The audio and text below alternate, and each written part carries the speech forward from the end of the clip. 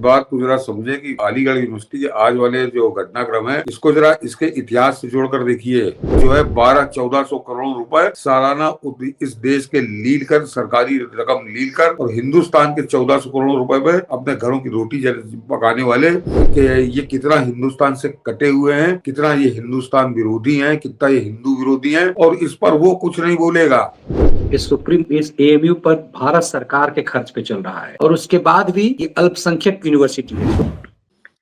Sir, देश का मौसम बदल रहा है, लेकिन जहां से पाकिस्तान बनने की बुनियाद रखी गई एक तरह से, वो एएमयू बदल नहीं रहा।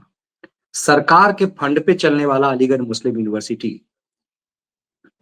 उस पर खबर आ रही है कि बीफ बिरयानी के लिए जिद किया गया और बीफ बिरयानी परोसा गया। ये खबर आई तो हम चौंके। जो पाकिस्तान अभी मैं देख रहा था, पाकिस्तान के लोग रोना रो रहे हैं कि भारत कहां से कहां चला गया, काश हम विभाजित नहीं होते, काश हम भारत का हिस्सा होते। तो आज दुनिया में जो भारत की गरिमा बढ़ रही है, वो फ्रांस की तुलना के बारे में कह रहे थे। डोनाल्ड ट्रंप से आज प्रधानमंत्री की मुलाकात है। पाकिस्तान भजन गा रहा है भारत का, अपने लिए कह रहा है कि हम तो गधे बेच करके खा रहे हैं। लेकिन यहां जो पाकिस्तान, जिसके बाप दादों ने पाकिस्तान का सपना देखा, उसकी औलादें आज भी सीखने को तैयार नहीं है, समझने को तैयार नहीं है। मनीष जी, दर्शक इस बात को जरा समझे कि अलीगढ़ यूनिवर्सिटी के आज वाले जो घटनाक्रम है, इसको जरा इसके इतिहास से जोड़कर देखिए कि मैं पढ़ दूं कि मैंने लिखा क्या, देश और विशेषकर उत्तर प्रदेश में गौमांस प्रतिबंधित होने के बावजूद अलीगढ़ मुस्लिम यूनिवर्सिटी के 2 छात्रों द्वारा तथा एक टीचर ने बाकायदा निमंत्रण देकर गौमांस की दावत आयोजित की। ध्यान रहे कि पाकिस्तान के जन्म में अलीगढ़ की बहुत महत्वपूर्ण भूमिका थी। संभवतः एक बार फिर एएमयू के उसी कलंकित इतिहास को दोहराकर दूसरा पाकिस्तान बनाने की साजिश का ही हिस्सा है ये जो देश में प्रतिबंधित गौमांस की दावत का आयोजन। तो अलीगढ़ को एक तरह से जन्मदाता माना जाता है पाकिस्तान के। यहीं से एक पूरा वो वैचारिक जो पूरा गिरोह निकला, वो पाकिस्तान बनाने वाला, वो यही लोग थे। और अब जरा मनीष जी, ये घटना महत्वपूर्ण क्यों है और गंभीर क्यों है? लंच में, एएमयू के लंच में बिरयानी, 2 छात्रों और प्रोवोस्ट पर मुकदमा, गरीब गरमाई सियासत। मनीष जी, इसमें सबसे खास बात है, लड़का तो कोई मान लीजिएगा कोई होगा लफंडर आके उसने जबरदस्ती कर दिया। इसमें टीचर का इन्वॉल्वमेंट है। जो प्रोवोस्ट है वो टीचर एक तरह से है, और वो यह नोटिस हाल के सीनियर डाइनिंग छात्र मोहम्मद फयाजुल्लाह व दूसरे सीनियर डाइनिंग छात्र मुजस्सिम अहमद भाटी की ओर से चस्पा किया गया था। देर रात यह नोटिस सोशल मीडिया पर वायरल हुआ और यह नोटिस 28 फरवरी को सर सुलेमान हॉल के नोटिस पर चस्पा किया, जिसमें 9 फरवरी को लंच में चिकन बिरयानी के बजाय बीफ बिरयानी करने का उल्लेख था। यह नोटिस हाल के ये है किया गया था। देर रात यह नोटिस सोशल मीडिया पर वायरल हो गया, जिसके बाद वो आइए मनीष जी ऊपर, जिसके बाद इसका विरोध शुरू हुआ। साथ में एएमयू परिसर में भी कुछ छात्रों ने इसका विरोध किया। कार्रवाई की आवाज उठी। इसी का संज्ञान लेते हुए अधिकारियों के निर्देश पर सिविल लाइंस के बामौला चौकी इंचार्ज जितेंद्र कुमार धामा ने मुकदमा दर्ज कराया, जिसमें दोनों सीनियर छात्रों के साथ साथ हाल के प्रोवोस्ट प्रोफेसर फांसी राघव गौवर को आरोपी बनाया गया है। मुकदमे में उल्लेख है कि इसका निमंत्रण पत्र इनके द्वारा ही जारी किया गया तो अब बाकी इसका केस छोड़ दीजिए मनीष जी। ये टीचर मनीष जी इस निमंत्रण को जारी कर रहा था। ये प्रोफेसर है, प्रोफेसर फांसी राघव गौरव क्या उसका नाम है, गौहर। तो ये समझिए कि कैसा जहर जो है 1200-1400 करोड़ रुपए सालाना इस देश के लील कर, सरकारी रकम लील कर, और हिंदुस्तान के 1400 करोड़ रुपए पे अपने घरों की रोटी पकाने वाले ये फांसी गौहर और मुअज्जिम सिद्दीकी जैसे सपूले, ये यहाँ पर बीफ का आयोजन कर रहे हैं बाकायदे निमंत्रण पत्र देकर। तो अब इन पे मुकदमा हुआ है और मुझको उम्मीद है कि योगी आदित्यनाथ की सरकार इनके ऊपर जरा दूसरे तरीके से पेश आएगी। लेकिन आप हिम्मत देखिए, आप इनकी मानसिकता देखिए कि ये कितना हिंदुस्तान से कटे हुए हैं, कितना ये हिंदुस्तान विरोधी हैं, कितना ये हिंदू विरोधी हैं, और इस पर वो कुछ नहीं बोलेगा।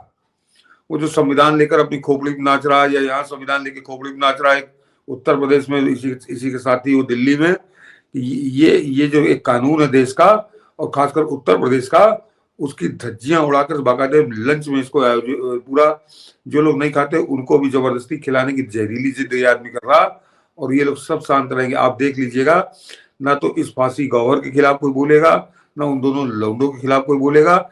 जितना इस देश का सेकुलर नेता है, जितना भी सेकुलर जमात है, वो सब एकदम कंबल ओढ़ के चुप्पी साध लेंगे कि जैसे कहीं कुछ हुआ ही नहीं।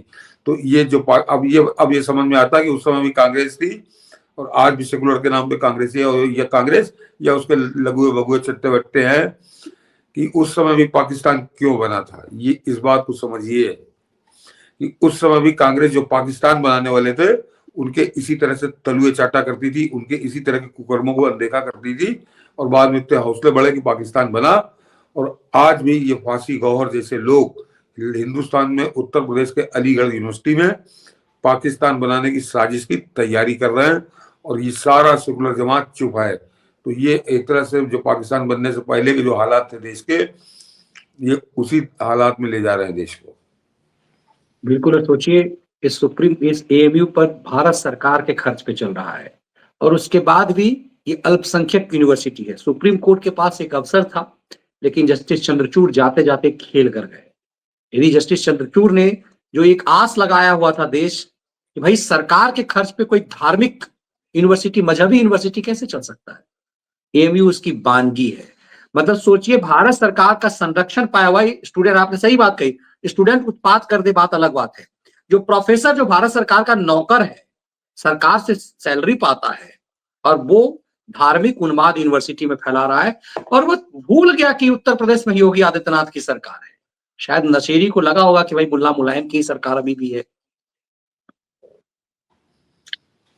बहुत कुछ, इसीलिए उम्मीद की जानी चाहिए कि कुछ बदलाव हो, लेकिन मानसिकता जो एएमयू की रही है, जो भारत की आजादी से पहले, कहते हैं कि वहीं से बहुत सारी चीजों के षड्यंत्र की बुनियाद पड़े। कई सारे आर्मी अधिकारी जो वहां बने, वो सब गर्व करते हैं कि हम एएमयू के प्रोडक्ट हैं। आज भी पाकिस्तान में ये कहा जाता है कि फलाना एएमयू का प्रोडक्ट था, तो समझिए कि क्या नशा जो है वहां बेचा गया। लेकिन मैं देख रहा था कि उस पाकिस्तान में किस तरह से, आज भी देख रहे थे कि गधे से आमदनी हो रही है, और ये 2 साल पुरानी खबर नहीं है, आज की है। वहां लोग नाच रहे हैं कि लोग समंदर में जाते हैं डूब डूब के मरने के लिए, कि हम इस देश में नहीं बच सकते तो कम से कम विदेश पहुंचे, वहां से खदेड़ा जाता है और वो मर रहे हैं। जिसको ये अपना बाप दादा बना रहे हैं, आदर्श बनाए हुए हैं, वहां की ऐसी बदहाली देखिए। और इसीलिए हम लोग कहते हैं पाकिस्तान की बदहाली, बांग्लादेश की बदहाली इसलिए जरूरी है ताकि यहाँ के शैतानों को शांत रखा जा सके। मनीष जी, अलीगढ़ मुस्लिम यूनिवर्सिटी की मानसिकता आप इससे समझ लीजिए। मैं बहुत पुरानी कोई बात ही नहीं करूंगा, अभी मुश्किल से 2-3 साल हुए होंगे, केवल शायद, हाँ 3 साल हुए हैं।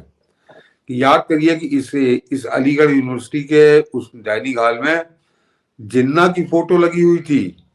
ये 2000, अभी 3 साल पहले की बात है, 21 या 20 की है, कि जिन्ना की फोटो लगी हुई थी। और जब उत्तर प्रदेश सरकार ने उसको हटाने की कोशिश की, तो ये यहीं के लौंडे जो थे, अलीगढ़ मुस्लिम यूनिवर्सिटी के पाकिस्तान परस्त लौंडे जो थे, वो लड़ने पे आमादा हो गए, पुलिस पे पत्थर मारने लगे, सड़कों पर आके नंगई करने लगे कि जिन्ना की फोटो हम नहीं हटाएंगे। तो ये पाकिस्तान परस्ती का इससे ज्यादा नंगा उदाहरण कोई हो नहीं सकता था।